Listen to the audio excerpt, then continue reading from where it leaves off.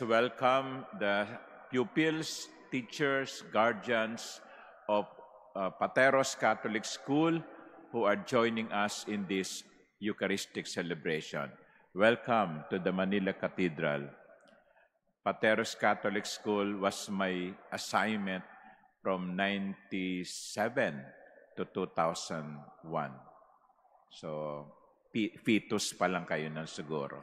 Okay. My dear brothers and sisters, what is beautiful with the Word of God is that it is timeless. It is timeless. Like, for example, this gospel. It was addressed by Jesus to the scribes and Pharisees in the hearing of his disciples.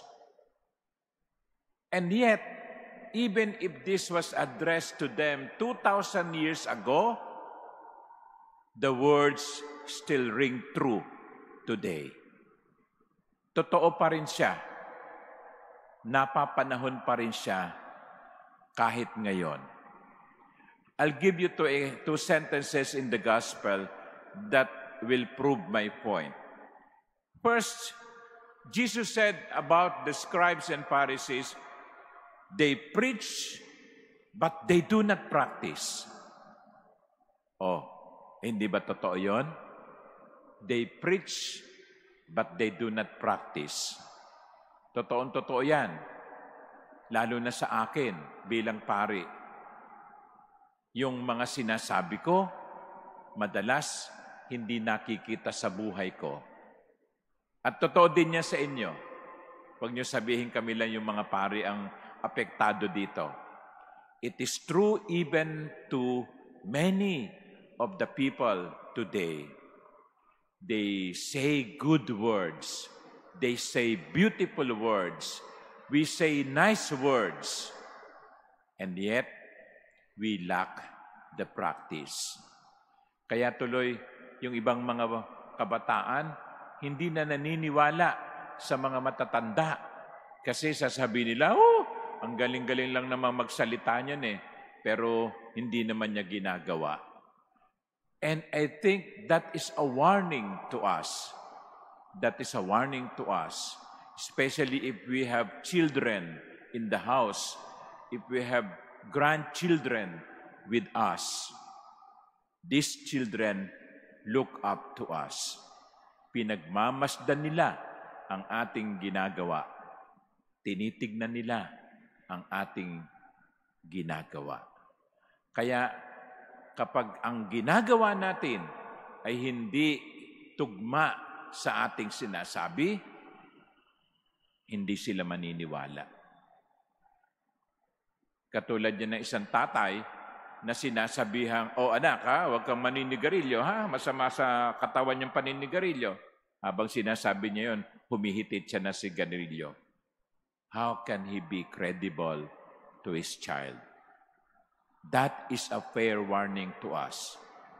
The second is also true. All their works are performed to be seen. Totoo din yan ngayon.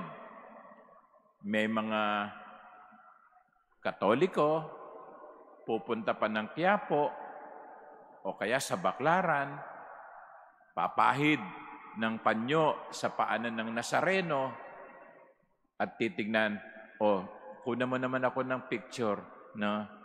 Yan, di ba? Selfie. Habang nagpapahid ng kamay sa Nazareno, nakaganon. Na they want to be seen. And that is also a fair warning to us. Do we perform things because we know somebody is watching us? Yung bang kinakailangan pang ibandera ang ginawang mabuti? Kinakailangan pang i-announce yung kanyang ginagawa. Kaya kung minsan, may mga donors, hindi naman lahat, may mga donors, bago iabot ang tseke, kailangan mo nang merong picture taking. At makikita ninyo yan sa labas, no? Ito'y ipinagawa ni ganito ni politikong ganito, ni politikong ganon. Itong tulay na ito ay naipatayo dahil kay mayor ganito o mayor ganon. Kinakailangan bang ibandera? Hindi ba't duty mo naman yan bilang isang politiko, bilang isang leader ng gobyerno? Let us be aware that sometimes we can fall into that danger of doing things only to be seen. So, anong nangyayari? Ang papuri napupunta sa sarili, hindi sa Diyos. These two sentences are timeless in the sense that they are valid even today. Ipagdasal natin ang bawat isa upang hindi tayo matulad sa mga eskriba at pariseyo nung panahon ni Jesus na ginagawa lamang ang isang mabuti para ipagmalaki at hindi ginagawa ang sinasabi. Amen.